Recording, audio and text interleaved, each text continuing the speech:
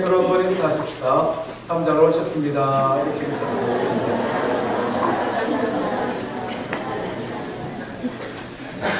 예, 지난 주간 몽고민에서 보기 드문 이런 추위가 있었는데 다들 평안하셨습니까?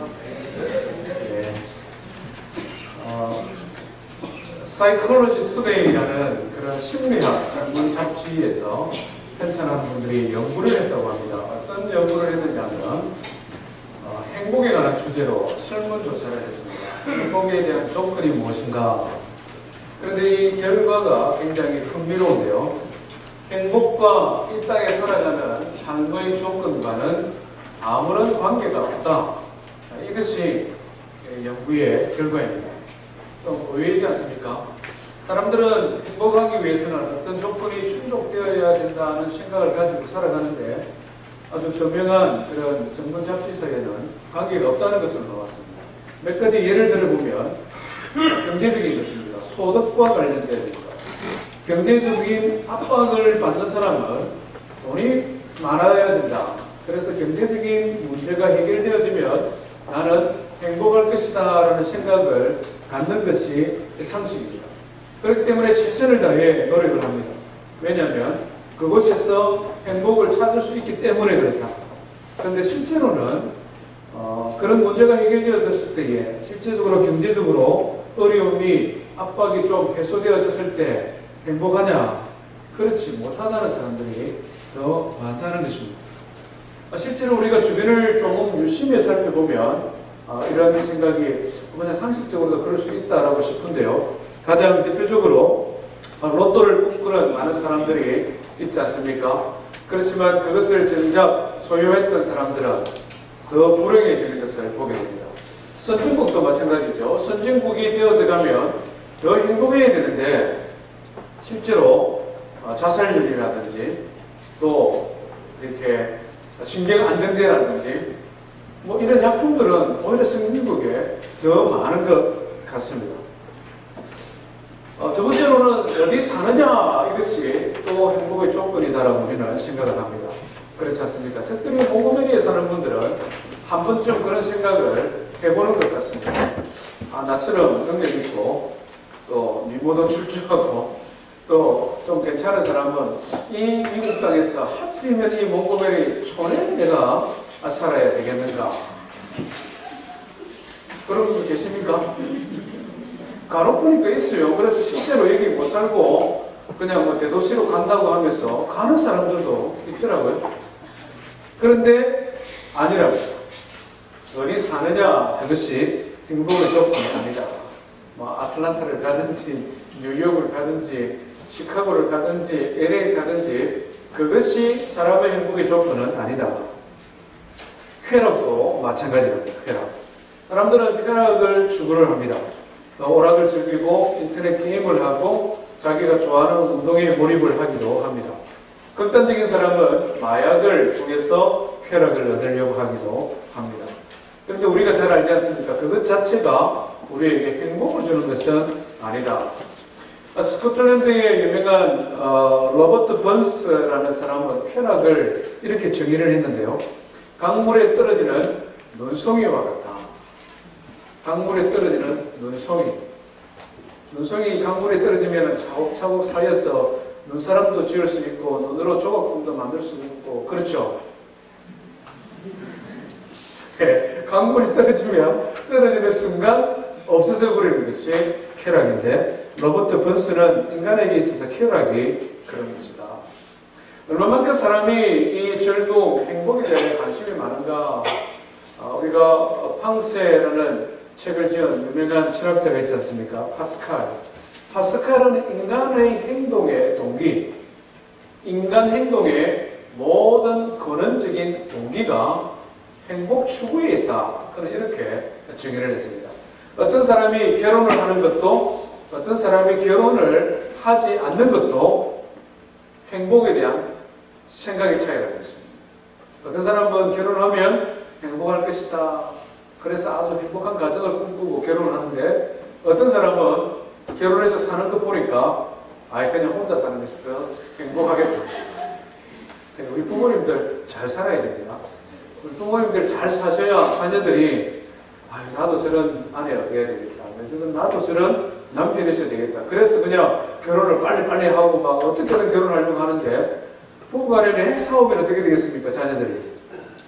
행복한 생활의 비결은 결혼 안 하면 되겠구나. 뭐 이럴 수도 있다. 사람의 행동의 동기가 행복이다. 저는 이런 글들을 읽을 때마다 참 마음에 기쁨이 있습니다. 왜냐하면 우리 하나님도 우리 사람의 행복에 굉장히 관심이 많으시거든요. 하나님은 굉장히 관심이 많으실 뿐만 아니라 진정한 행복의 조건이 무엇인지를 우리에게 가르쳐 주셨습니다. 세상 사람들은 그것을 잘 모르기 때문에 설문조사를 하고 시행착오를 많이 겪지만 하나님의 말씀에서 진정한 행복이 무엇인가를 우리에게 이미 말씀해 주셨다는 것입니다. 지난주에 이어서 오늘도 성경에 대해서 잠깐 말씀을 드리긴 하면요. 오늘 이 시대를 살아가는 많은 사람들은 성경 말씀을 구시대의 유물증으로 생각하는 사람들이 있습니다. 특별히 자기가 조금 공부를 많이 했다라고 생각하는 사람들일수록 그런 좀 말하자면은 불순한 생각을 합니다. 구시대의 산물이고 편협한 세계관이고 그것은 이스라엘의 역사에 불과한 것인데 왜 우리가 그 성경을 읽어야 하느냐? 그런데 성도 여러분, 예수님 탄생 이후 2000년의 세월을 흘렀습니다. 예수님 이전에 구약시대까지 생각을 한다면 우리 인류의 역사는 하나님의 말씀과 함께 했습니다. 가장 오래된 성경이 지금부터 거슬러 올라가면은 적어도 3,500년 전에 기록되어진 모세오경입니다. 우리 인류의 역사의 처음부터 성경은 우리와 사람들과 함께 했습니다. 왜 그런가 하니 인류를 창조하신 하나님께서 창조주 하나님이 우리 인생들을 향하여서 하나님의 뜻과 하나님의 계획과 정말 진정한 행복의 무엇인가를 가르쳐 주시기 위해 주신 말씀이 성경이기 때문에 그렇습니다. 지금도 그렇지 않습니까? 전 세계 인구가 67억이 좀 넘었는데요. 전 세계 인구의 약 32%, 22억 3천만 명이 성경을 하나님의 말씀으로 믿고 읽고 이 말씀을 따라 살아가고 있습니다. 22억 3천만 명. 우리가 너무 쉽게 성경에 대해서 판단하는 그런 실수를 범하지 말아야 하겠습니다. 하나님의 말씀, 모든 지혜로운 사람들이 이 하나님의 말씀 성경을 통하여 아이디어를 얻어서 문학작품을 만들기도 하고 미술작품을 만들기도 하고 음악을 작곡을 하기도 하고 이 하나님의 말씀을 통하여서 지혜를 얻는 것을 우리는 역사를 통해 보고 있지 않습니까? 오늘 이 시대에도 그냥 인터넷에 떠돌아다니는 그냥 길면은 몇 달 있다가 없어지는 그런 아주 얄팍하고 그런 우리의 감각을 자극하는 그런 지식이 아니라 오랜 역사 동안에 동서양을 막론하고 모든 믿는 자들에게 지혜를 주었던 하나님의 말씀, 성경 말씀을 읽고 묵상하며 이 말씀을 사랑하는 성도 되기를 주의 이름으로 축원드립니다. 성경 말씀 다 가져오셨습니까? 예, 오늘 우리 하나님 말씀 한번 읽어보십시다. 오늘 주신 하나님 말씀은 마태복음 5장입니다. 우리 산상공원 New Creation 두 번째 시간인데요. 하나님의 말씀 5절, 마태복음 5장 1절부터 12절 말씀인데요. 오늘은 특별히 3절, 4절을 조금 집중적으로 살피겠습니다. 우리 같이 한번 읽겠습니다. 1절부터 12절입니다. 시작. 예수께서 우리를 보시고 산에 올라가 앉으시니 제자들이 다 온지라. 입을 열어 가르쳐 주시되 진정이 가난한 자는 복이 있나니 천국이 그들의 것이며 애통하는 자는 복이 있나니 그들이 위로를 받을 것이며 온유한 자는 복이 있나니 그들이 악을 기업으로 받을 것이며 의에 줄이고 목마른 자는 복이 있나니 그들이 배부를 것이며 긍휼히 여기는 자는 복이 있나니 그들이 긍휼히 여김을 받을 것이며 마음이 정결한 자는 복이 그들이 하나님을 볼 것이며 화평하게 하는 자는 그들이 하나님의 아들이라 일컬음을 받을 것이며 너희를 위하여 박해를 받은 자는 복이 있나니 천국이 그들의 것이니라. 나로 말미암아 너희를 욕하고 박해하고 거짓으로 너희를 거슬러 모든 악한 말을 할 때에는 너희에게 복이 있나니 기뻐하고 즐거워하라. 하늘에서 너희의 상이 큽니다. 너희 전에 있던 선지자들도 이같이 박해하였느니라. 아멘. 우리 한국 사람, 동양문화권에 사는 사람들은 복에 대해 관심이 굉장히 많지 않습니까? 그래서 새해를 맞으면 인사할 때도 어떻게 인사합니까? 예, 우리 지난 금요일 구정이었는데요. 좌우간에 한번 인사합시다. 새해 복 많이 받으십시오. 새해 복 많이 받고 계십니까? 예, 새해 복 많이 받으십시오. 우리 전통에서는 사람들이 받아야 되는, 누려야 되는 복을 크게 5가지 정도가 있다고 했습니다. 그래서 오복이다 그러죠. 오복이 뭡니까? 첫 번째 뭘까요? 예, 건강인데 그보다 조금 오래되는 게 있었습니다. 우리 어른들의 소원에 장수, 예, 오래 사시는 거. 두 번째는요, 예, 부자 되는 돈 많이 버는 거. 세 번째는 뭘까요? 강건한 거, 강건. 오래 살고 부자도 좋지만 건강하게 되는 거죠. 네 번째는 뭘까요? 네 번째 좀 가면은 이제 어려웁니다. 네 번째가 뭡니까? 나누는 거였습니다. 우리 선조들이 참 대단한 정신을 가지고 있었던 것 같아요. 부자고 강건하지만 다른 사람들에게 나누지 않는 것은 복이라고 얘기하지 않았습니다. 예. 5번째가 뭘까요? 네? 이빨. 예. 이빨 건강을 오복이라고 치과 의사들이 선전을 많이 하더라고요. 예. 치과 의사들이 앞으로 로비를 많이 했는데 우리 한국 사람들은 특별히 이 이빨 건강한 걸 오복 중에 진짜 하나인 줄 알고 생각해요. 그런데 실제로는 아닌 것 같습니다. 5번째 복이 뭘까요? 자녀들 잘 되는 것. 그럴 것 같은데 아니었습니다. 사실은 잘 돌아가십니다. 예, 잘 가십니다. 오복이 잘 돌아가십니다. 건강하게 사시다가 한 이틀 정도 편찮으시고 그 다음에 자녀들 오느라 하고 유언까지 다 마치시고 편안하게 주무시다가 가는 것. 잘 돌아가시는 것. 이것이 5번째 복이었습니다. 우리는 오랜 전통 속에 이 오복이 복은 줄 알고 살아왔습니다.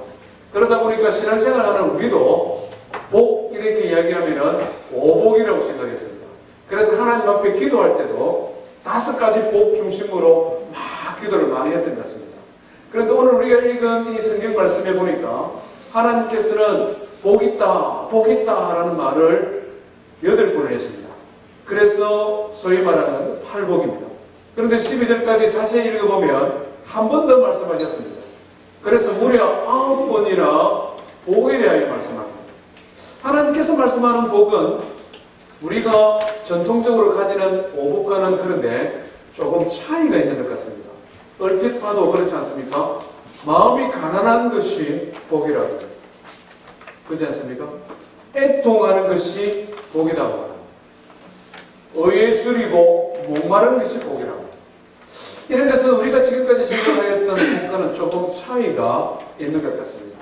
그런데 인류 역사에 처음부터 함께 하시고 인생을 창조하신 하나님께서는 조상들이 말씀했던 오복보다 진정한 복이 있는데 그 진정한 복이 우리가 살펴보기를 원하는 8가지 복이다 하는 것입니다.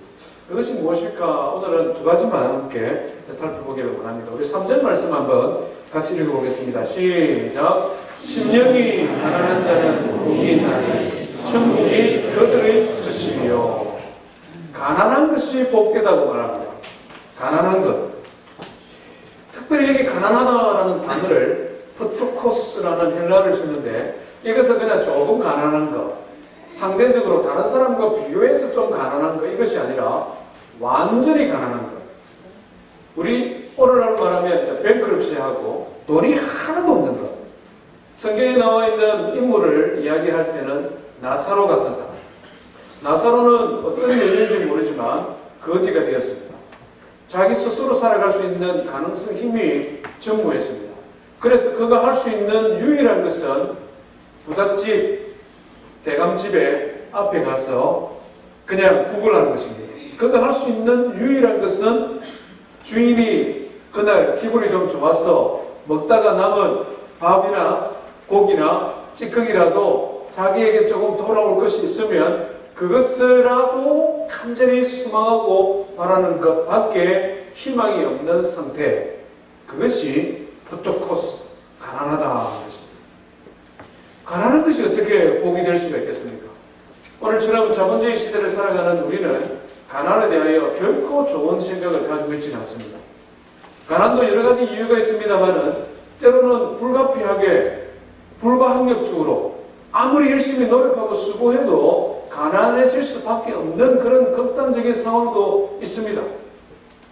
아무리 설명을 하고 이해를 구한다 할지라도 가난한 것을 복되다고 말할 수는 없을 것입니다. 그런데 예수님께서는 오늘 가난한데 마음이 가난한 사람은 행복하다 이렇게 말씀을 하고 있습니다.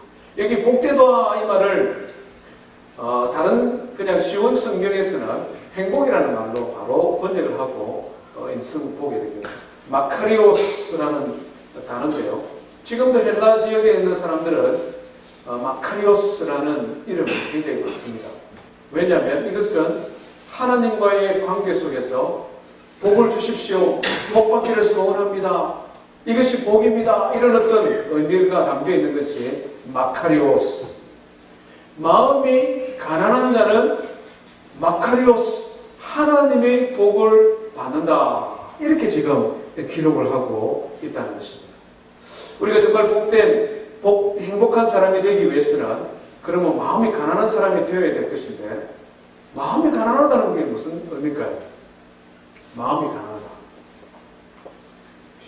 수줍이 많고 그래서 우리 표현으로 좀 숫기가 없는 사람들, 마음이 가난한 사람이죠.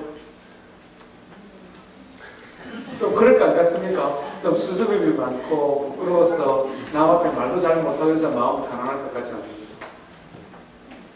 개성이 없는 사람 있지 않습니까? 자기 주관을 뚜렷하게 표현하지 않는 사람.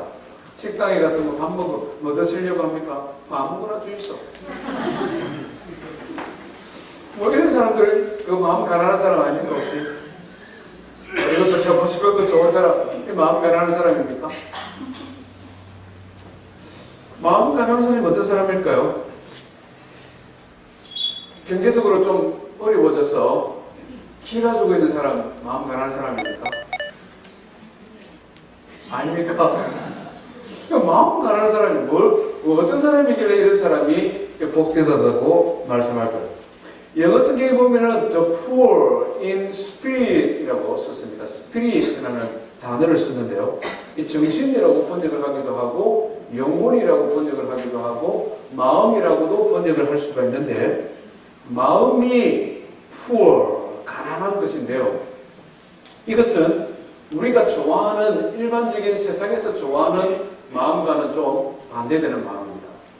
세상 사람들이 좋게 생각하고 아주 바람직하다고 생각하는 마음은 어떤 마음이냐면 하면 된다, 할 수 있다 이런 마음을 오늘 이 시대의 사람들은 좋게 생각합니다.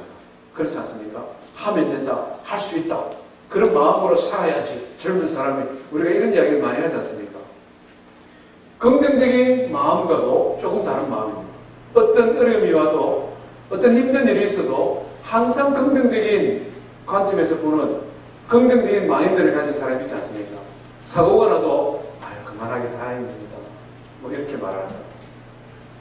그냥 좀 실패도 해도 또 다음에 하면 되지 않습니까? 이런 사람. 긍정적인 사고방식.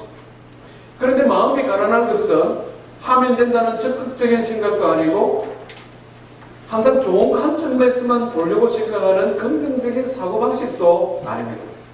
마음이 가난하다는 것은 오히려 그런 것들과는 정반대되는 것인데 나의 힘과 나의 능력으로는 아무것도 할 수 없습니다. 하나님의 은혜, 하나님의 도우심이 없으면 나는 아무것도 할 수 없는 사람입니다. 이것이 마음 가난한 사람이다 하는 것입니다.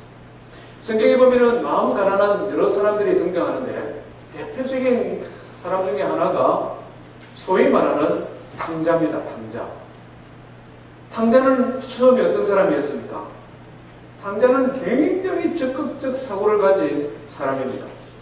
아버지가 부자인데 아들이 둘인데 어느 날 둘째 아들이 보니까 아버지 하시는 게 좀 시원찮거든요.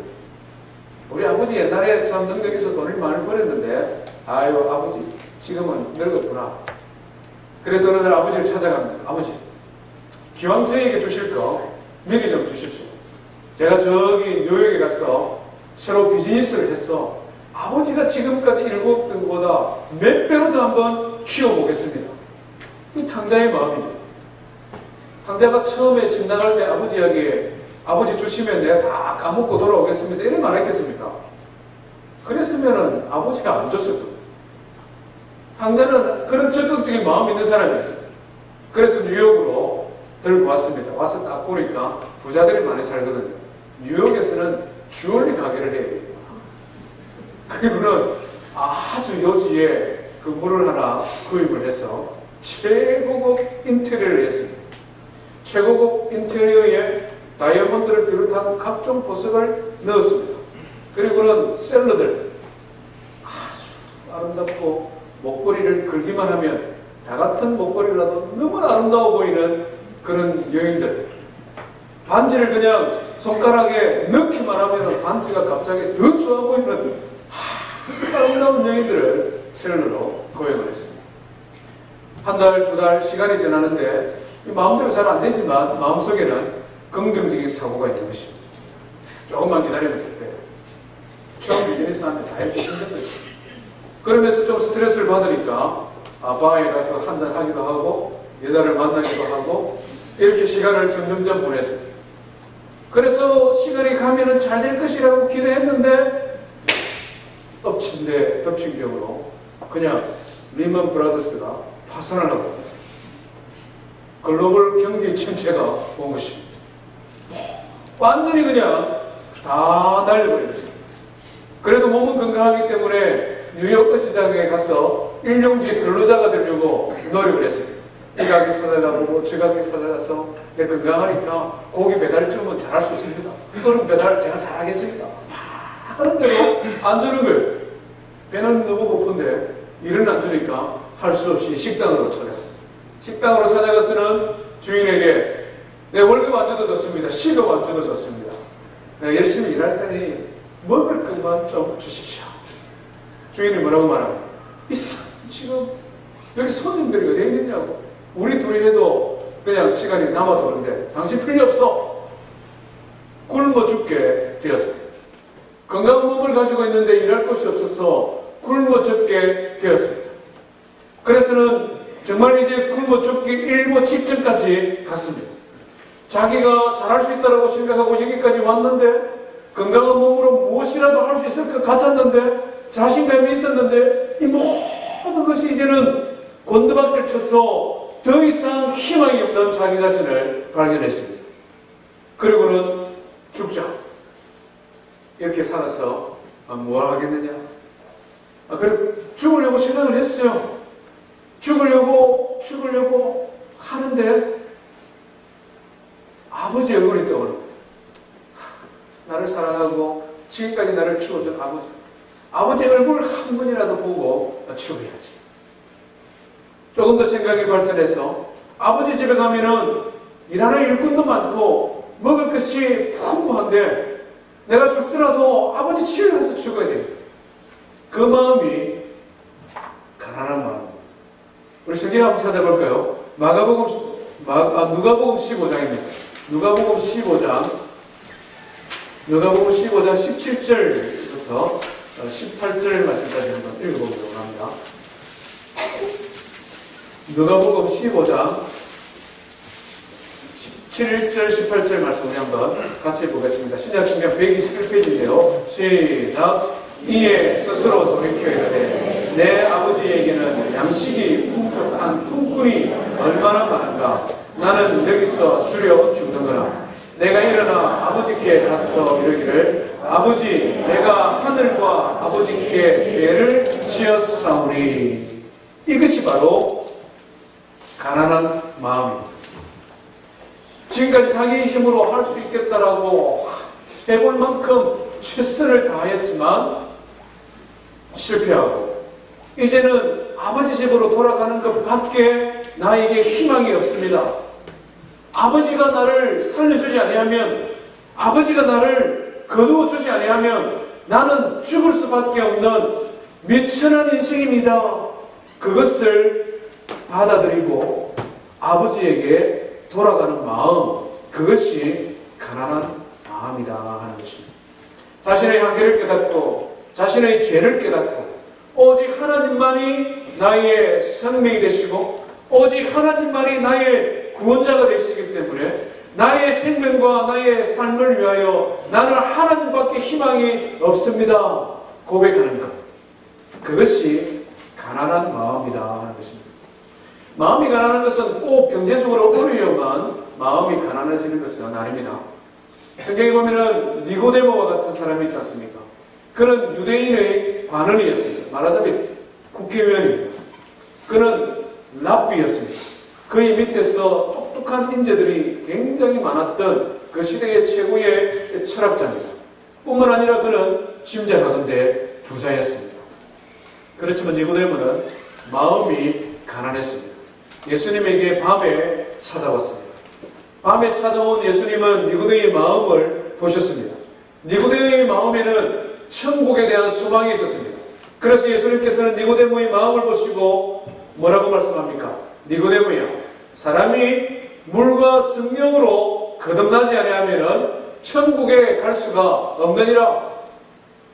니고데모의 가난한 마음을 보시고 예수님께서는 그에게 예수 그리스도를 믿음으로 말미암는 구원, 천국의 복음을 증거해 준 것을 우리는 요한복음 3장을 통해 발견하게 됩니다.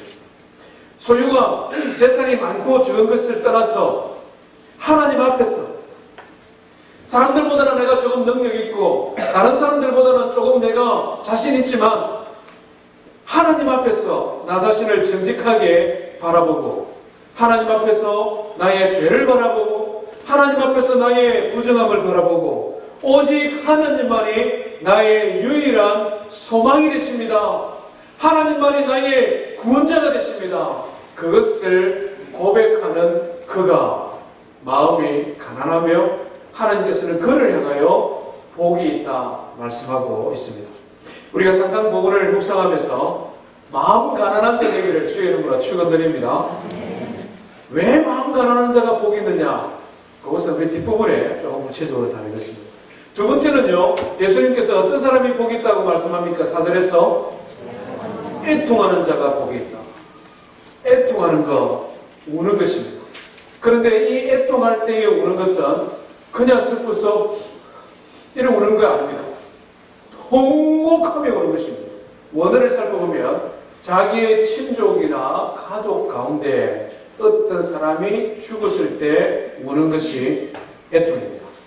가슴을 치고 뼈를 깎는 고통 속에서 다른 사람 체면이나 다른 사람 눈치 보는 것이 아니라 큰일 났구나, 하늘이 무너졌구나, 이제는 어떻게 사나, 이런 마음에서 통곡하며 우는 것이 애통입니다.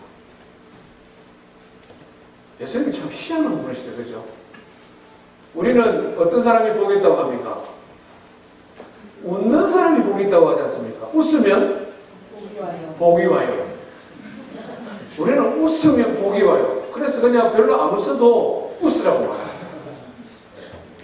또 성경에도 많은 부분에 보면은 항상 기뻐하라, 쉬지 말고 기도하라, 웃으라, 이야기를 많이 합니다.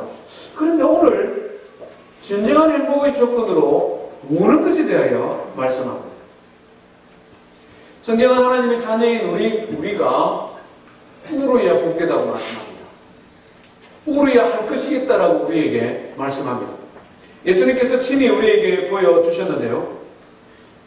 예루살렘 성을 향하여서 예수님은 나를 위하여 울지 말고 예루살렘 성을 위하여 울으라고 말씀하셨습니다. 회개하지 않냐는 예루살렘 도성을 보고 예수님은 울으라고 우리에게 말씀하셨습니다.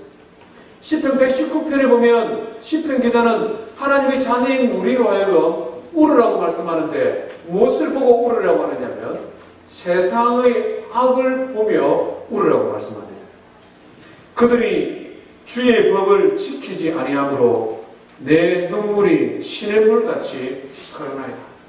세상이 점점점 타락하고 범죄하고 그래서 하나님의 영광을 가리우고 오히려 그들이 악을 향하여 나아가는 것을 바라보며 시냇물이 흐르도록 울으라고 말씀합니다. 예레미야 13장에서는 교회 공동체를 바라보며 울으라고 말씀합니다. 여호와의 양무리가 하나님의 백성이죠. 하나님의 백성들이 사로잡히는 걸 인하여 눈물 흘려 통곡하노라. 교회 공동체 하나님의 자녀들을 바라보며 성도들을 바라보며 그들의 삶을 바라보며 하나님 앞에 통곡하는 것이 복되다고 합니다. 바울사도는 이것을 조금 더 구체적으로 말씀하고 있는데요. 빌립보서 3장 18절에 보면 이렇게 기록합니다. 내가 여러 번 너희에게 말하였거니와 이제도 눈물을 흘리며 말하노니 여러 사람들이 그리스도의 십자가의 원수로 행하느니라.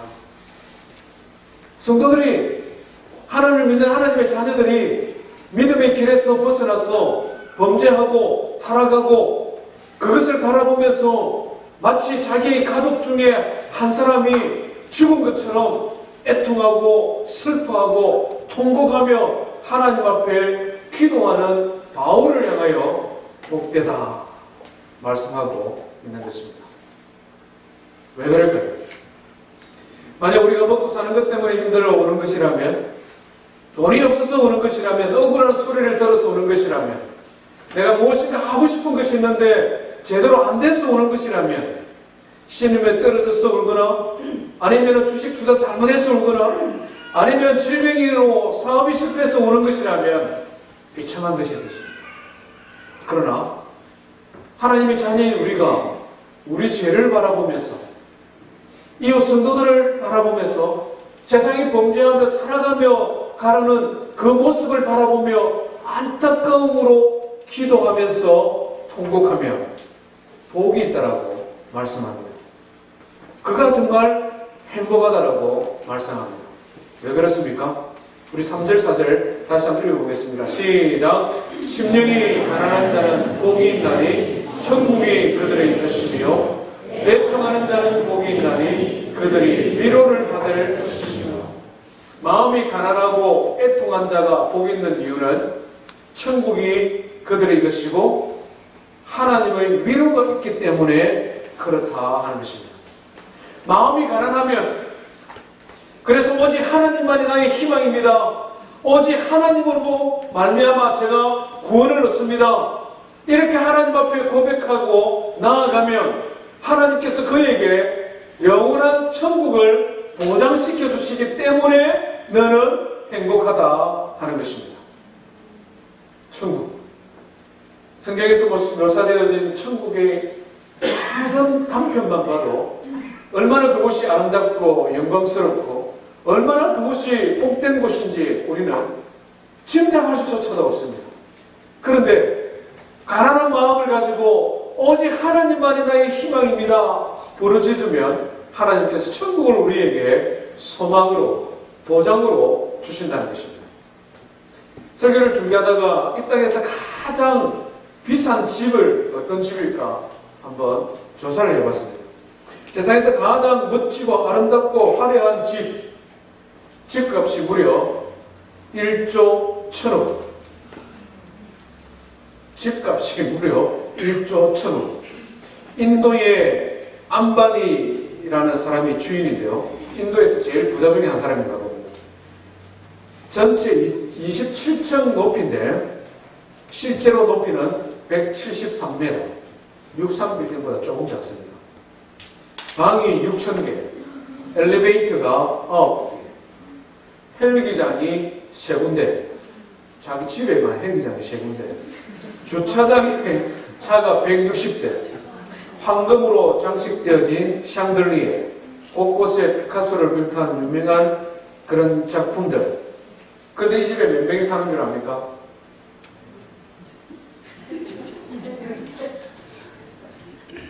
다섯. 안반이와 자기 아내와 자녀 셋이. 그런데 이 집을 유지하기 위해서 일을 하는 사람은 수백 명. 이 사람 행복할까요? 이랬는데 살면 행복하겠습니까? 진짜입니까? 이런 집 주면은 나 그 집에 살면 안 행복할 거니까 안 살겠어. 그러겠습니까?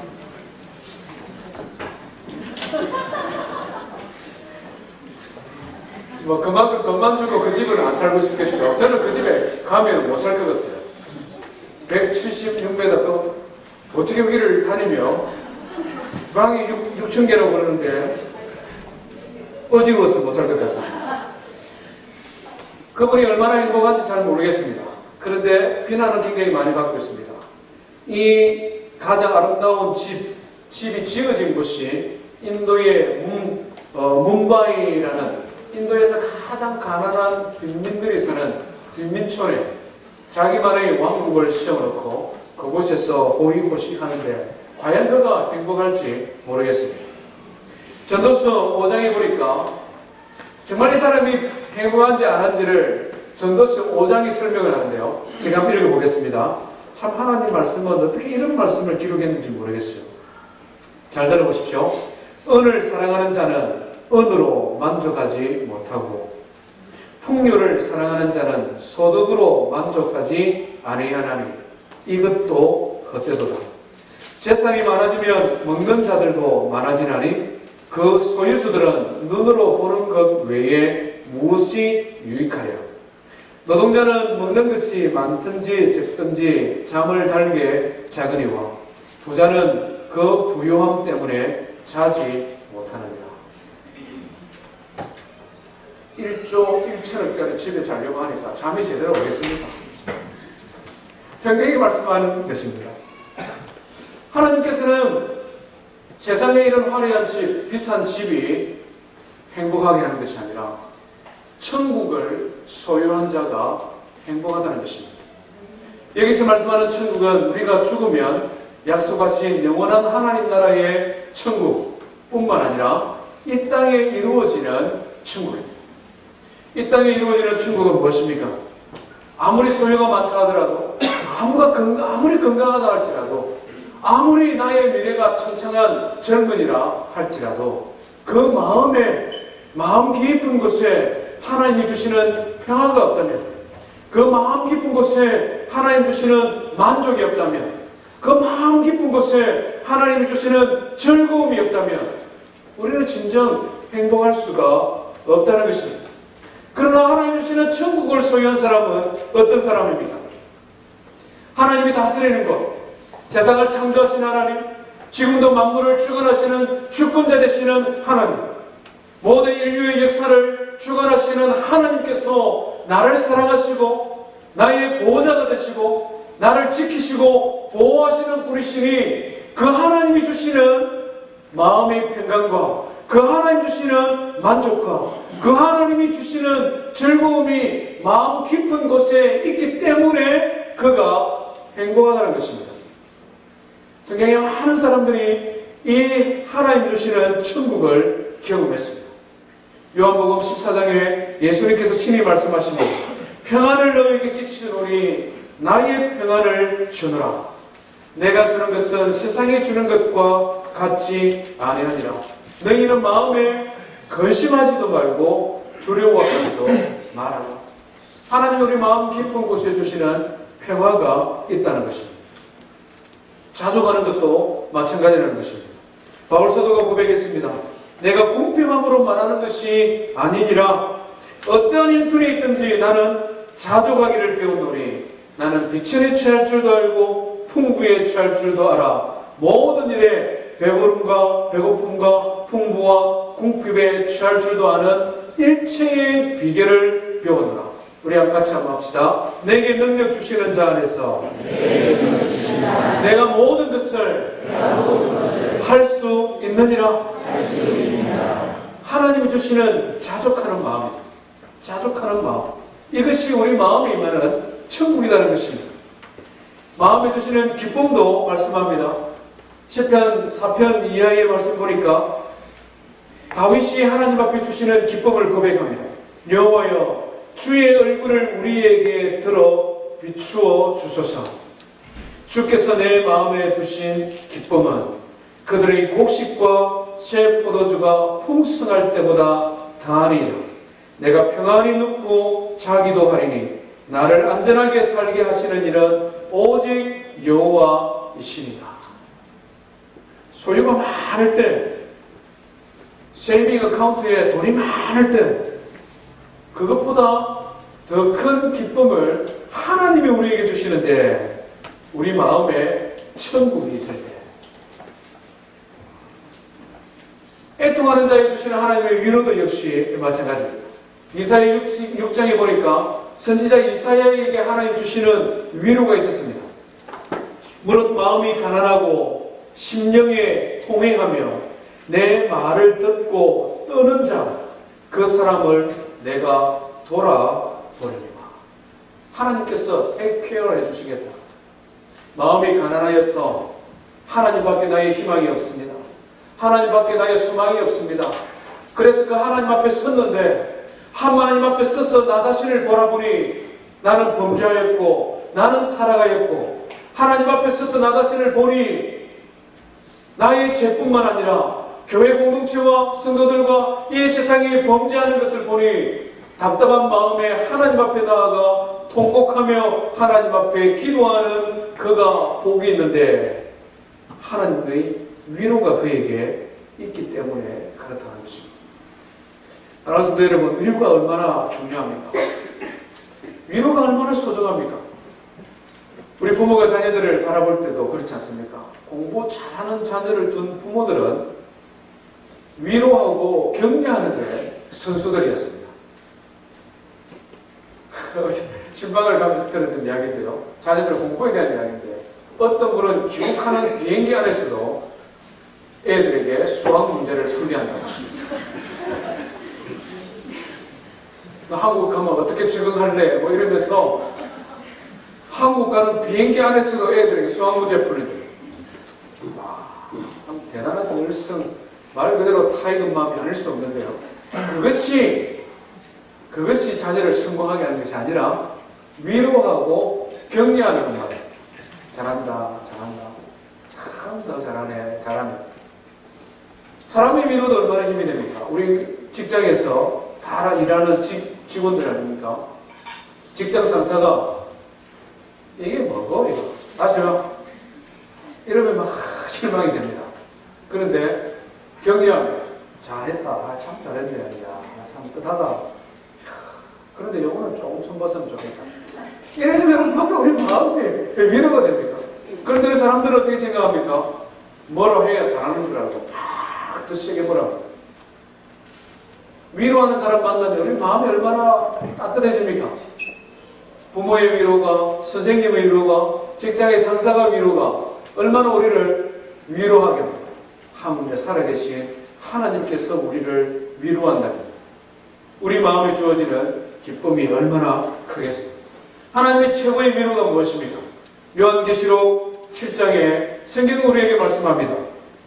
이는 보좌 가운데 계신 어린 양이 그들의 목자가 되사 생명수 샘으로 인도하시고 하나님께서 그들의 눈에서 모든 눈물을 씻어주실 것입니다.